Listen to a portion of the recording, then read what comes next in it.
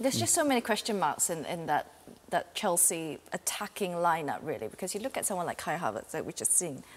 Granted, where he used to play domestically is nothing compared to the Premier League, sure, but the drop-off of Kai Havertz this season, granted, he still scored a couple of goals, let's face it, let's not put it that way, but the kind of chances that he tends to miss is quite mind-blowing, really. And not just talking about him, you're talking about Mykhailo Mudryk, who at one point was touted as... You know the curse about the strikers in Chelsea. Yeah, but he was touted as, you know, a generational talent, looking way far off from what a generational talent would be. They are lacking that centre forward. We are clear on that. Yes. They went and got Aubameyang, and then we all know what happened with Thomas Tuchel, who liked Aubameyang. Yes. What's the solution now in the summer? Clearly, striker, right? There's still Lukaku as well. What are they going to do about him? So, do you think they should take him back?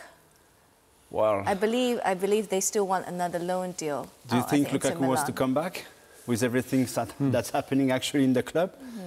And he's in trouble as well with Inter de Milan recently. So I don't know if he's got a future with Chelsea.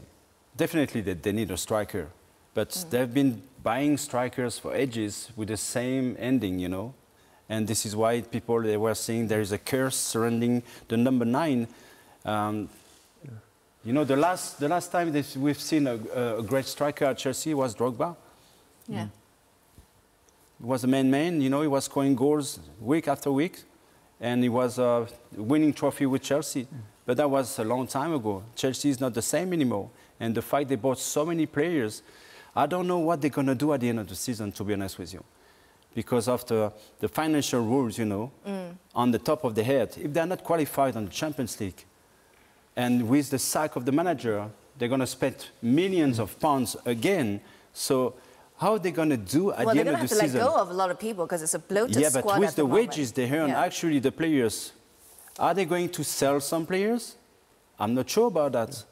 Are they going to leave the club on loan? I'm not sure either. So I think the troubles are there actually with Chelsea, but I think more troubles are coming at the end of the season if they are not qualified for the Champions League. Could they sell Mason Mount? He's the only one who's from the academy. He's very popular with the Chelsea fan. He's very unhappy about the proposition he has on the table.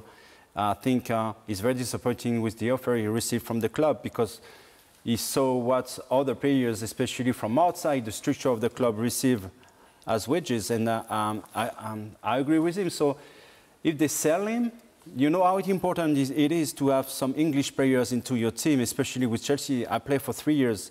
And the DNA of the club, the structure, the spine of the club must be the English players.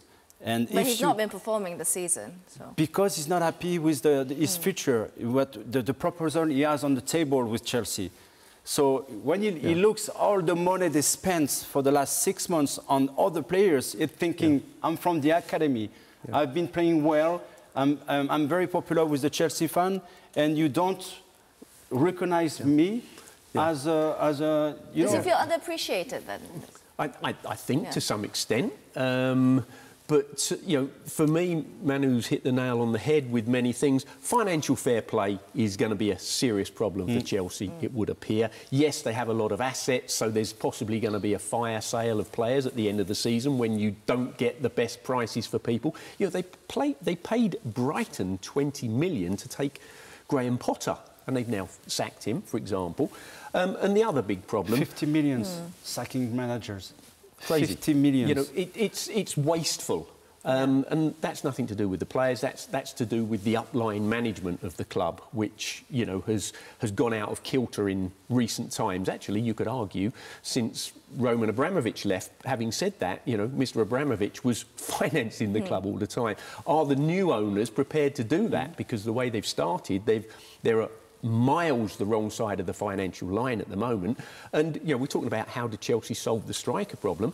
Is there a striker in world football that would want to come to Chelsea if they're not playing for the Champions League next season? Yeah. How can you approach players with big ambitions?